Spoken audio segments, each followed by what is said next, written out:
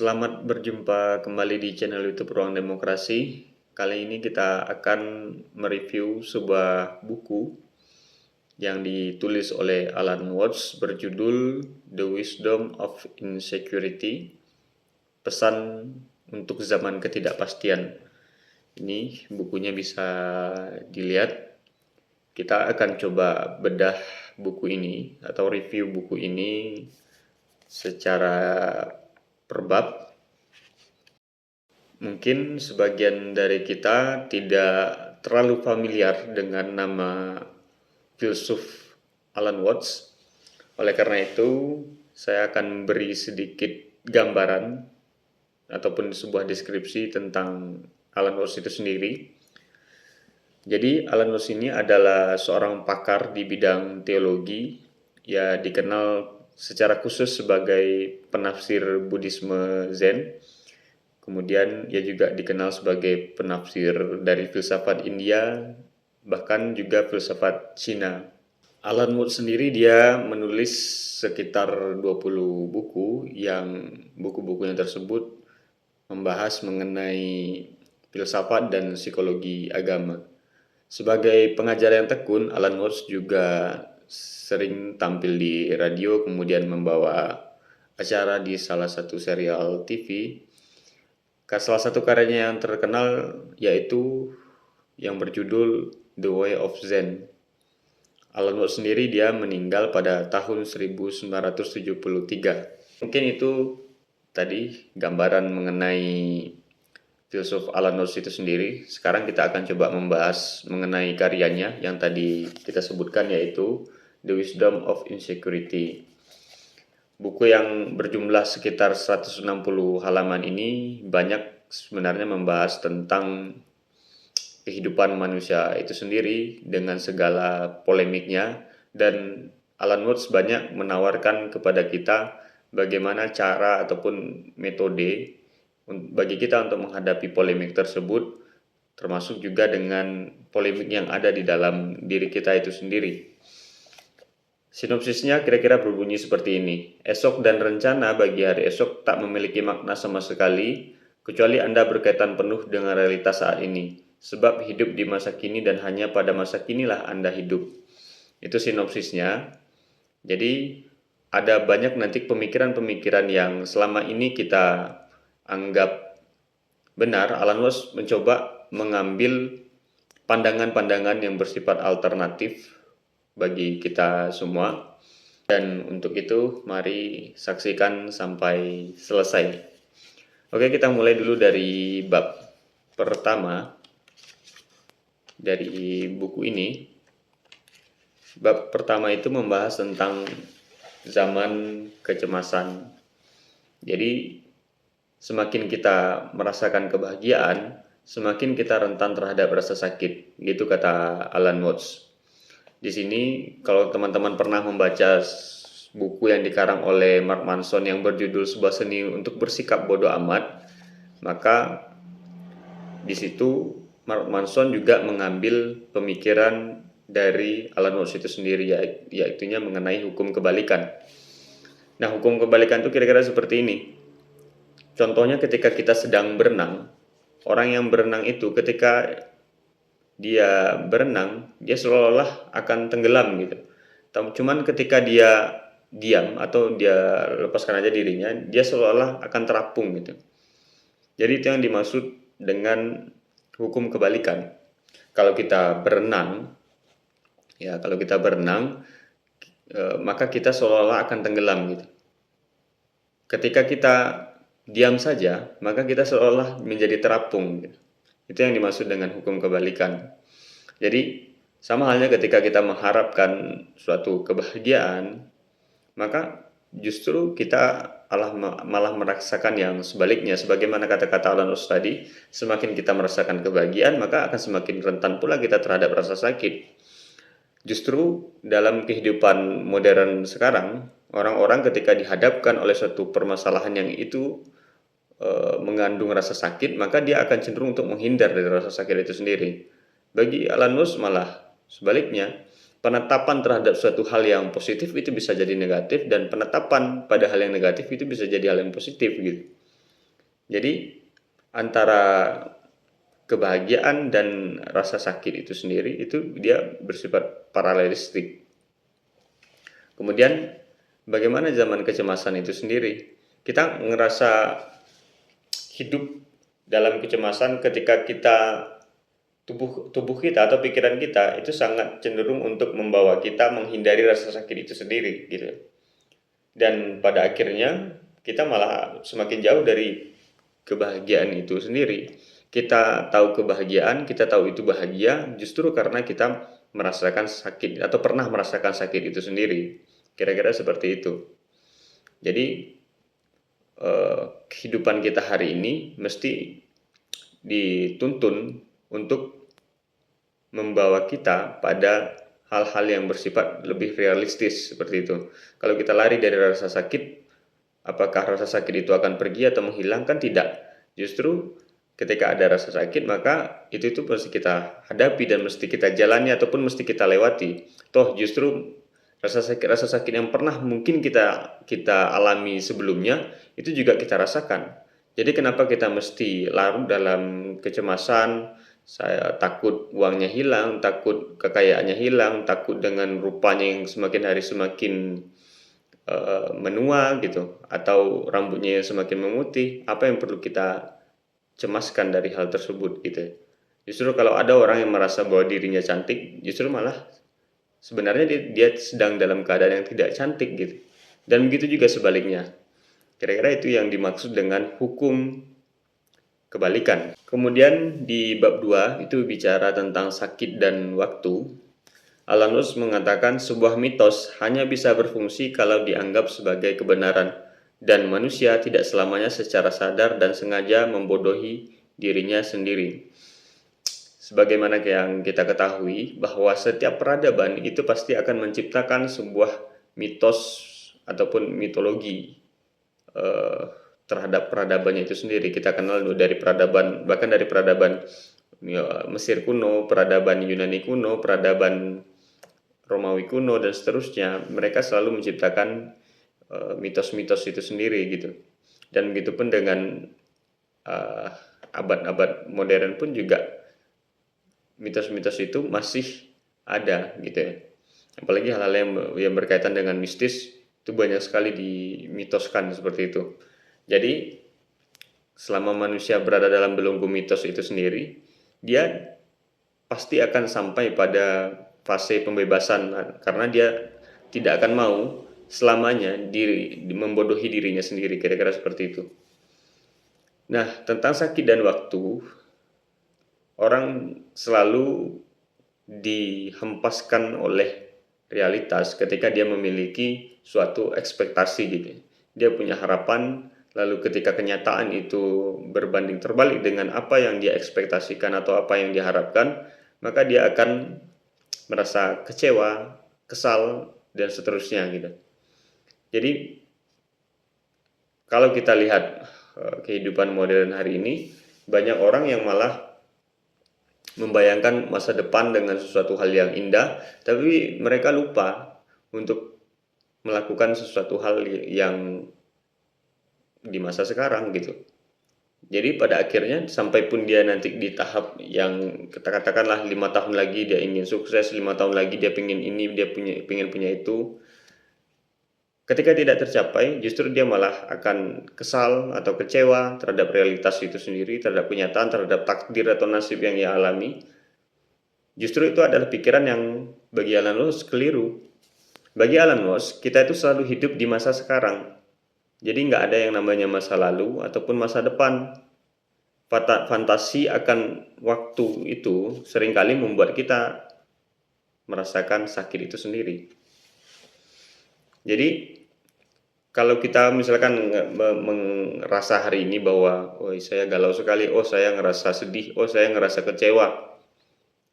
Lalu kemudian saya berfantasi bahwa di masa depan, ya kalau kita bayangkan ya masa depan itu estimasi waktunya satu detik ke depan itu udah berkaitan dengan masa depan gitu ya. Dan kita ya udahlah nanti 1 jam lagi paling saya udah berhenti nangis. Oh mungkin 1 jam lagi saya udah ngerasa menurut saya baik lagi atau saya sudah bahagia lagi gitu. atau saya sudah merasa tenang. Nah, seringkali kita berharap pada sesuatu hal yang basis materialnya itu tidak jelas gitu. Jadi bagi Alan Watts, kita tuh selalu hidup di masa yang sekarang. Ya, jadi nggak ada yang namanya masa depan, nggak ada juga yang namanya masa lalu. Manusia itu selalu hidup di masa yang sekarang. Oh, lantas bagaimana kalau kalau kita menyebut masa di tahun 2025 besok, misalkan? Sekarang kan tahun 2024. Jadi tahun 2025 itu ya itu masa sekarangnya di tahun 2025 gitu. Jadi masa lalu nggak ada, masa depan juga nggak ada. Kita selalu berkaitan dengan realitas kita saat ini. Nah, oleh karena itu tidak mungkin ada masa lalu dan tidak mungkin pula ada masa depan. Oleh karena itu, bagi Alan Watts untuk keluar dari rantai rasa sakit itu sendiri, kita harus menghilangkan ini konsepsi terlebih dahulu tentang pemahaman kita mengenai masa lalu, kemudian masa depan. Ketahuilah bahwa kita hidup di masa sekarang dan kita harus berkaitan erat dengan realitas hari ini dan ya udah kita melakukan sesuatu itu ya untuk hari ini gitu. Apapun yang terjadi ke depan itu ditentukan oleh tindakan masa sekarang kita gitu. Jadi nggak ada lagi fantasi kita terhadap masa depan, masa lalu, kira-kira seperti itu ya. Oke, kira-kira itu untuk di bab 2. Oke, untuk di bab 3, ini sangat berkaitan sekali dengan apa yang saya jelaskan di bab 2. Bab 3 ini diberi judul yaitu arus besar. Arus besar yang dimaksud di sini adalah teknologi. Alan Watts mengatakan seperti ini. Apabila kebahagiaan senantiasa bergantung pada sesuatu yang diharapkan di masa depan, kita mengejar keinginan yang selalu luput dari genggaman sampai masa depan dan diri kita terjerumus ke dalam jurang kematian. Jadi, bagi Alan Watts, kita itu seperti serangga yang sedang terpikat madu, karena kita selalu mendambakan hidup ya kehidupan yang bahagia, kehidupan yang manis, tapi secara tindakan tidak ada tindakan aktivitas yang mendorong untuk suatu kehidupan yang manis, suatu kehidupan yang bahagia itu sendiri. Dan kita selalu menggantungkan harapan kita pada sesuatu yang sebetulnya nggak jelas. Seolah-olah di depan itu ada sesuatu lalu kita gantungkan harapan kita kepada apa yang ada di depan. Justru malah itu yang akan membawa kita kepada jurang kematian gitu. Jadi apa yang menyebabkan hal itu terjadi bagi Alan Watts itu ya adalah arus teknologi itu sendiri. Akibat daripada arus teknologi yang semakin masif, manusia itu menjadi mekanis, bertindak selayaknya mesin, bertindak selayaknya robot. Dia mengejar masa depan tanpa tahu apa yang ada di depan. Jadi kira-kira gitu ya. Dia mengejar masa depan tapi tidak tahu apa yang ada di depannya sendiri gitu. Mungkin kita bisa membayangkan contohnya ya. Oh, mungkin di 5 tahun lagi saya sudah punya mobil, saya sudah punya sesuatu gitu. Tapi apakah benar-benar kita tahu apa yang terjadi di depan itu akan terlaksana sesuai dengan apa yang kita bayangkan? Kan nggak bisa. Jadi tentunya apa yang kita gantungkan ke depan yaitu harapan itu adalah sesuatu hal yang nggak jelas. Lagi-lagi itu adalah fantasi kita terhadap apa yang ada di masa depan. Justru untuk mendapatkan kayak tadi saya ingin punya mobil, saya ingin punya rumah, saya ingin ini dan itu ditentukan oleh masa sekarang itu. Justru dari apa yang saya lakukan hari ini, baru saya tahu apa yang akan terjadi di depan gitu. Jadi itu selalu ditentukan, apapun yang di depan itu selalu ditentukan oleh apa yang kita lakukan hari ini, apa yang kita lakukan sekarang, dan bagaimana tindakan aktif kita untuk mendorong apapun hal-hal yang kita inginkan tanpa menggantungkannya pada sesuatu hal yang nggak jelas gitu. Kira-kira itu yang berkaitan dengan bab 3 mengenai arus besar.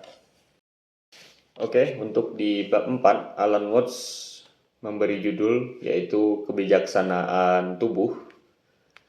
Di bagian kebijaksanaan tubuh ini Alan Watts membahas mengenai pertentangan antara otak dan tubuh itu sendiri. Jadi bagi Alan Watts, otak dan tubuh itu dia tidak linear dan integratif. Sisi-sisi perlawanan antara keduanya itu sering terjadi, tapi keduanya mampu menjadi bijaksana. Yaitu maksudnya adalah antara aku dan pengalamanku itu sangat erat kaitannya dengan otak dan jantung seperti itu.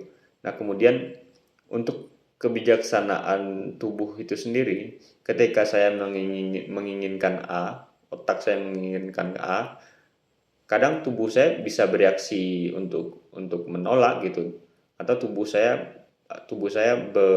bergerak sendiri tanpa diperintah oleh otak saya itu sendiri. Mungkin teman-teman pernah ketika merasa lelah tanpa sadar, bukan atas dasar perintah otak, bukan berdasarkan pada kesadaran, tapi kadang kita malah refleks saja gitu. Itu adalah salah satu bentuk kebijaksanaan tubuh kita itu sendiri. Jadi makanya oleh karena itu Alan Watts dia mengatakan bahwa kegembiraan menghasilkan dua hal. Di satu sisi ada kecemasan bahwa orang mungkin kehilangan sesuatu sehingga pikiran gusar dengan gugup dan tamak dari satu kesenangan ke kesenangan lainnya tanpa menemukan titik berjeda serta kepuasan. Di sisi lain, frustasi lantaran senantiasa mengejar masa depan yang baik di hari esok yang tidak pernah datang, dan di dunia di mana segala sesuatu berantakan, memberi manusia sikap, lantas apa gunanya? Lalu di sini di bagian terakhirnya juga dikatakan oleh Alan Watts bahwa otak adalah bentuk tertinggi dari kebijaksanaan naluriah.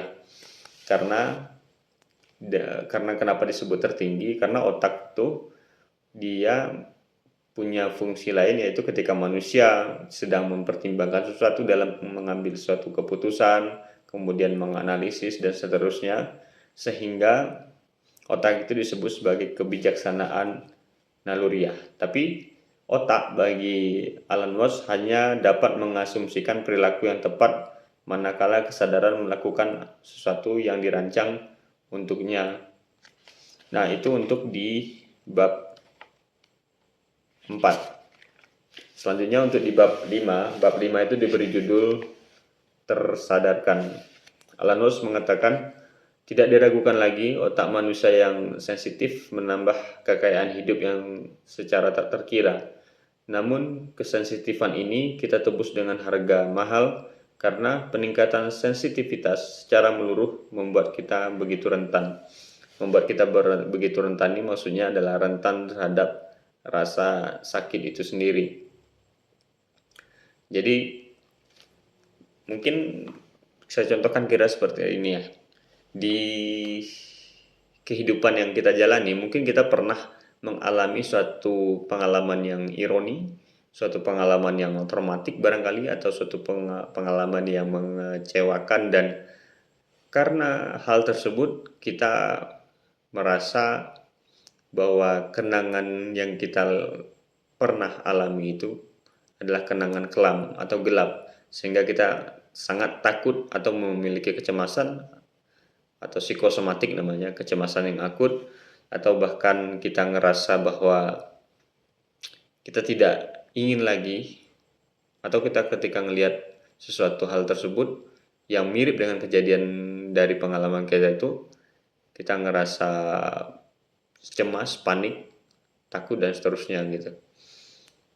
Itu ditopang oleh alam bawah sadar kita sebagai memori kita, kemudian otak kita itu yang begitu sangat sensitif, yang kesensitifannya itulah yang membuat dia sangat begitu rentan gitu ya, khususnya terhadap rasa sakit itu sendiri gitu.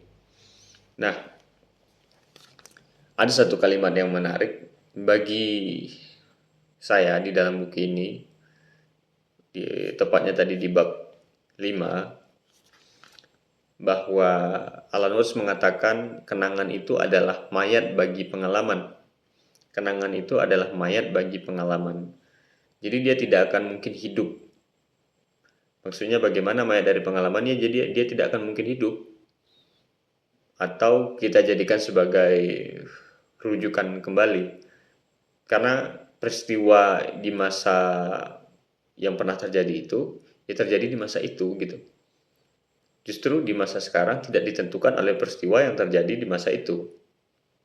Karena apa yang kita lakukan sekarang, yaitu berkaitan dengan masa yang sekarang gitu. Jadi seringkali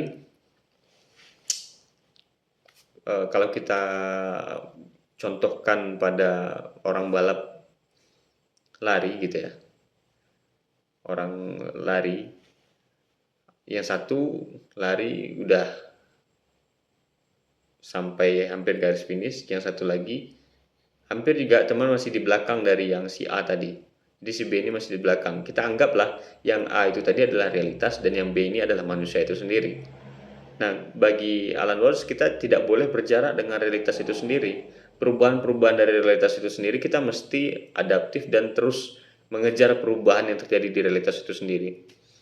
Kalau tidak, ketika kita tidak berhasil dalam berupaya untuk mengejar realitas itu sendiri, yang kita berpacu dengan waktu dalam beradaptasi terhadap perubahan dari realitas itu sendiri, kita akan mengalami keterasingan, kita akan mengalami mungkin psikosomatik atau hal-hal yang bad mood yang nggak jelas tiba-tiba seperti itu. Itu karena ketidakmampuan kita dalam beradaptasi secara cepat mengejar realitas itu sendiri.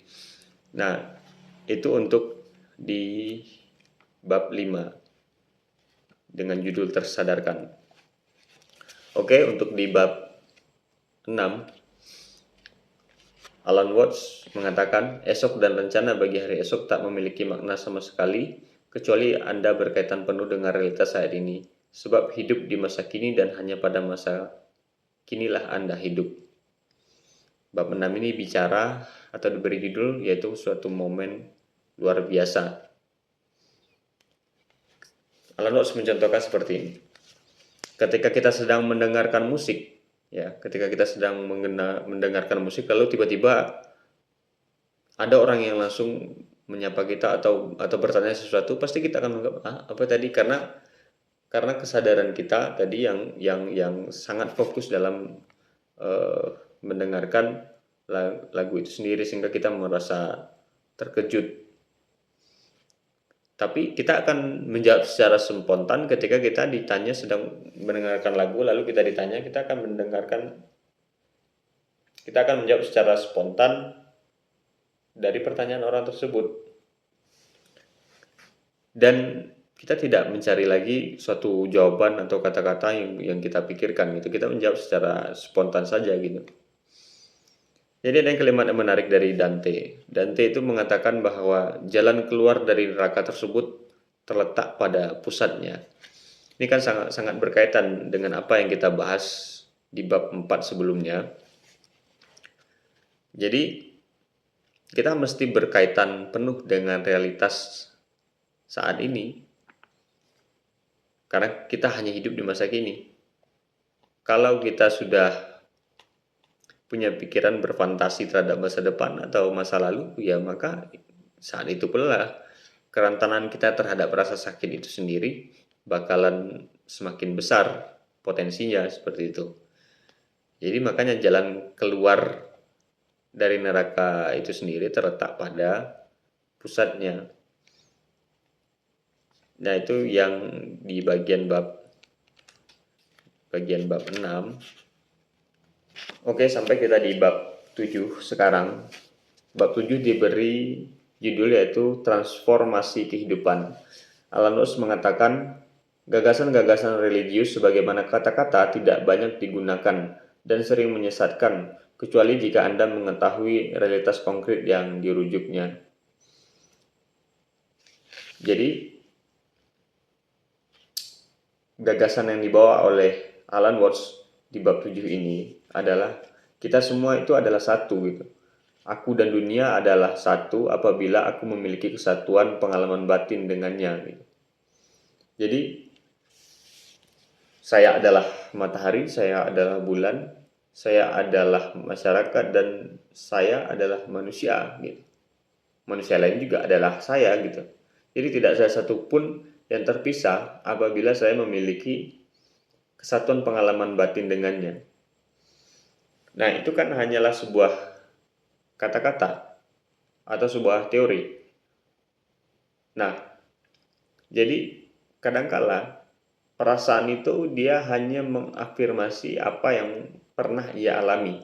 Jadi kalau dia belum pernah mengalami sesuatu itu, sehingga dia berpikiran bahwa teori ini nggak benar ah, oh teori ini salah gitu, tanpa ia punya kesatuan pengalaman batin terlebih dahulu, atau dia berpikirkan terlebih dahulu untuk mencobanya, ya kira-kira seperti itu. Jadi dia langsung kontras kontras langsung dengan hal tersebut. Jadi ada dua hal yang perlu kita bedakan, yaitu antara kata-kata dengan kenangan, dengan pengalaman. Kata-kata itu tidak mewakili realitas. Kalau kita sedang memberikan sesuatu hal, menceritakan sesuatu pada seseorang, yang kita keluarkan kan adalah kata-kata. Kata-kata itu kan kita ambil dari realitas yang kita pernah alami itu. Lalu kenapa dia tidak bisa disebut sebagai mewakili realitas? Karena sifatnya hanya deskripsi, yang bisa jadi benar, bisa jadi salah. Dia tidak akan mampu untuk mewakili secara penuh realitas itu sendiri gitu yang dia alami. Dia hanya mengingat mungkin sebagai momen-momen yang penting saja, atau bahkan momen-momen yang penting itu sendiri dia lupa, cuman fantasinya yang ia ceritakan. Jadi ia tidak bisa disebut sebagai sesuatu hal yang mewakili realitas. Begitupun juga dengan pengalaman. Pengalaman yang kita alami pun akan kita jabarkan dalam bentuk deskripsi, yaitu melalui kata-kata. Saya tahu bahwa kepala dan leher itu berbeda kan karena ada konvensi, yaitu kesepakatan. Kenapa? Kalau tidak ada konvensi, ya contohnya nih, kalau tidak ada konvensi antara kepala dan leher, maka mungkin saya sebut leher ini juga adalah kepala gitu. Jadi itu adalah konvensi, adalah kesepakatan gitu. Jadi bagaimana mungkin kata-kata dapat disebut sebagai sesuatu hal yang mewakili realitas? Dan bagi Alan Watts, ketika ada kata-kata ya kita boleh saja memakainya atau menggunakannya, misalkan kata-kata bijak gitu ya. Tapi kita harus mengetahui realitas konkret yang dirujuknya. Gitu. Jadi bagi Alan Watts, teori sering kontra dengan perasaan apabila kita tidak pernah mengalaminya. Maka kayak teori kita semua adalah satu tadi, aku dan dunia adalah satu, hanya bisa didapati ketika kita memiliki kesatuan pengalaman batin dengannya. Karena beda kan antara orang yang mengalami dengan orang yang hanya sekedar membayangkan. Jadi bagi saya sih maksud daripada Alan Watts itu sendiri, kita perlu menunda terlebih dahulu ketika ada suatu, menunda asumsi kita bahwa ini salah, ini benar, ini salah. Tunggu literasinya terlebih dahulu, baru kita akan sampai pada satu kesimpulan. Bagaimana mungkin kita tahu bahwa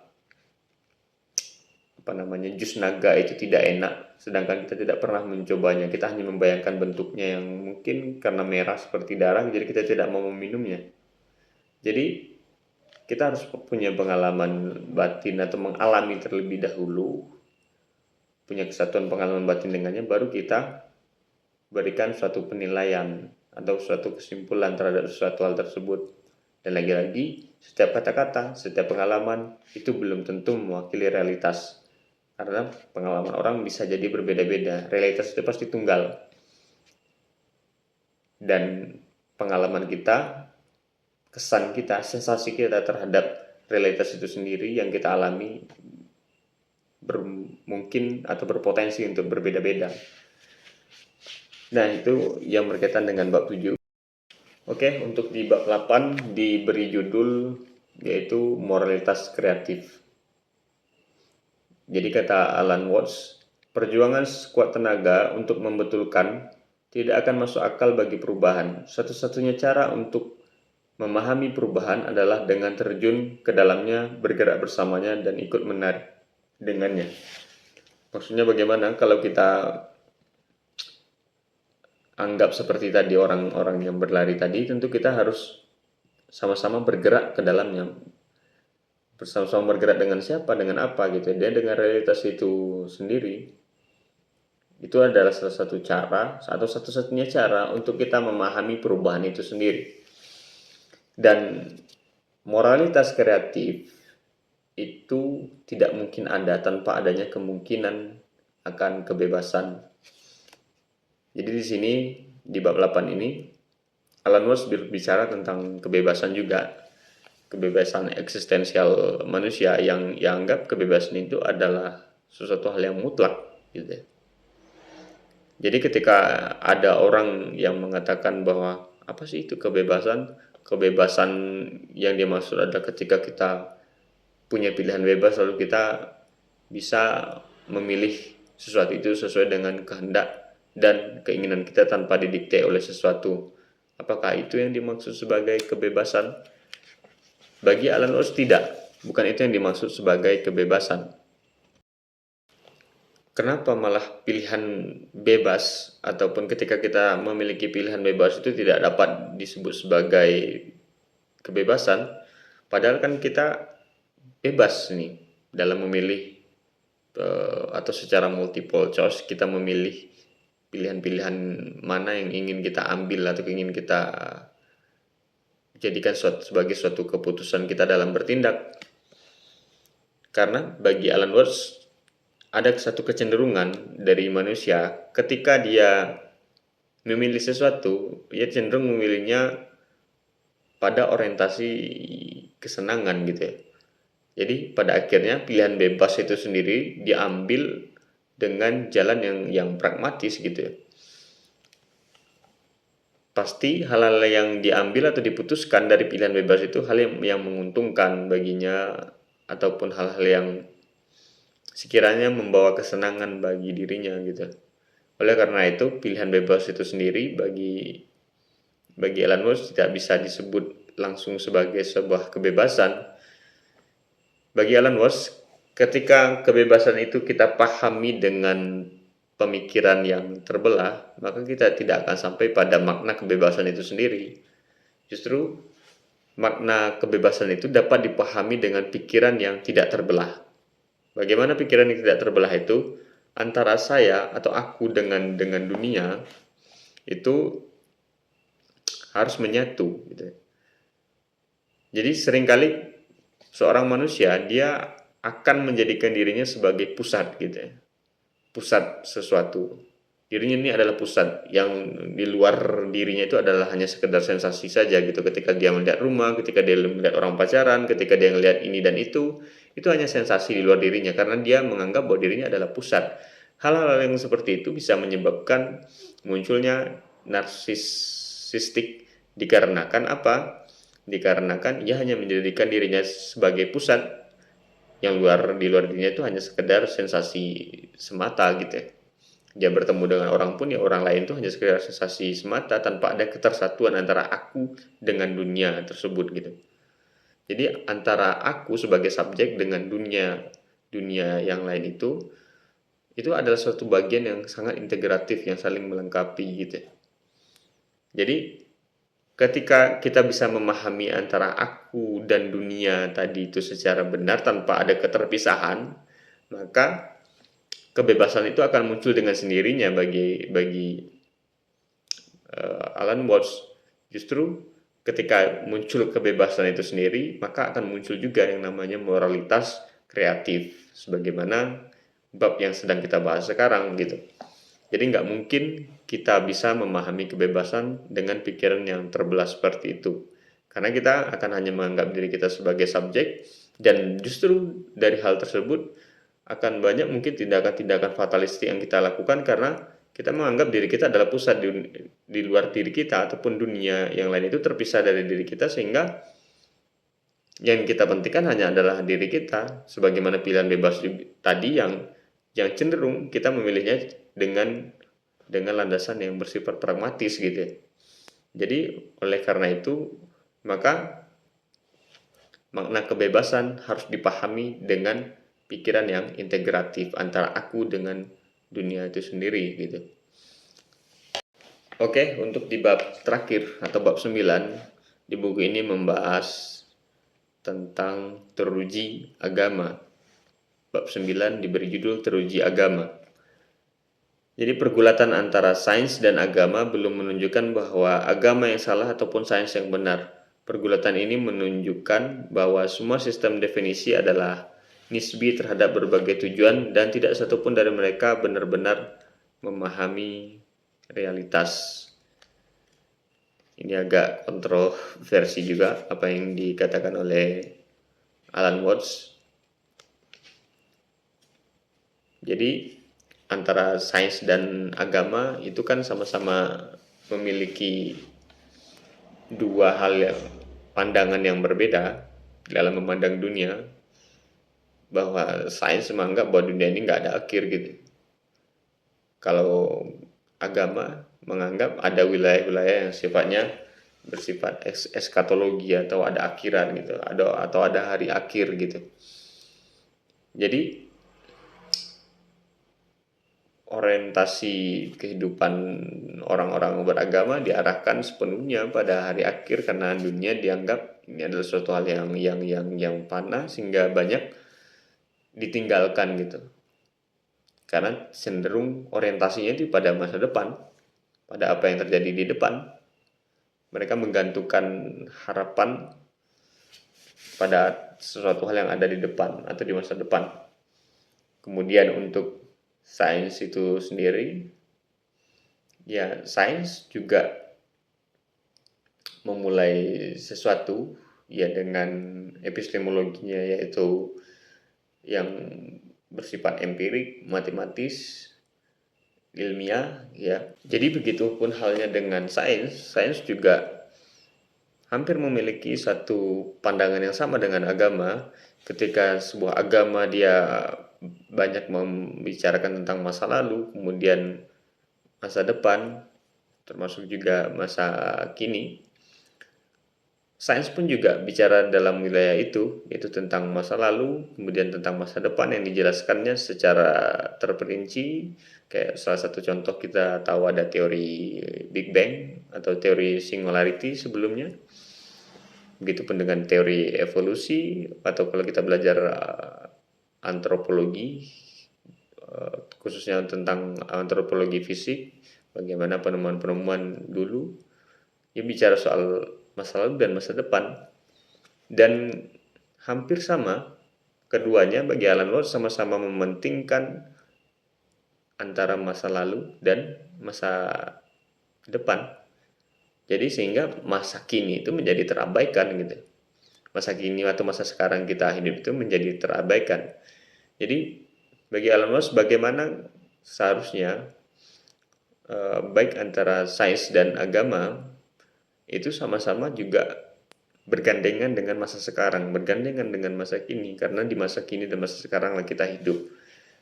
Maka kalau hal itu tidak dilaksanakan atau tidak terjadi, maka kita semua akan sangat rentan sekali kehilangan atau bahkan jatuh pada jurang kematian itu sendiri.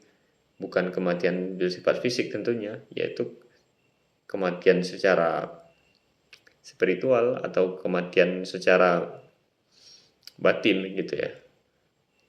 Karena kita selalu dihadapkan pada persoalan-persoalan keterasingan diri, kemudian rasa sakit, kesedihan, dan lain-lain sebagainya. Oke, mungkin itu pembahasan singkat kita mengenai sebuah buku yang berjudul The Wisdom of Insecurity, pesan untuk zaman ketidakpastian, yang dikarang oleh Alan Watts. Oke, jangan lupa untuk lebih dimasifkan dengan membaca buku, karena apa yang saya sampaikan tadi adalah hasil penafsiran saya sendiri. Bisa jadi benar dan bisa jadi salah. Jika ada salah dalam penyampaian atau tafsir saya yang keliru, silakan teman-teman cantumkan yang benarnya di kolom komentar. Untuk itu, jangan lupa untuk lebih dimasifkan dengan membaca buku. Sampai berjumpa kembali di video-video berikutnya.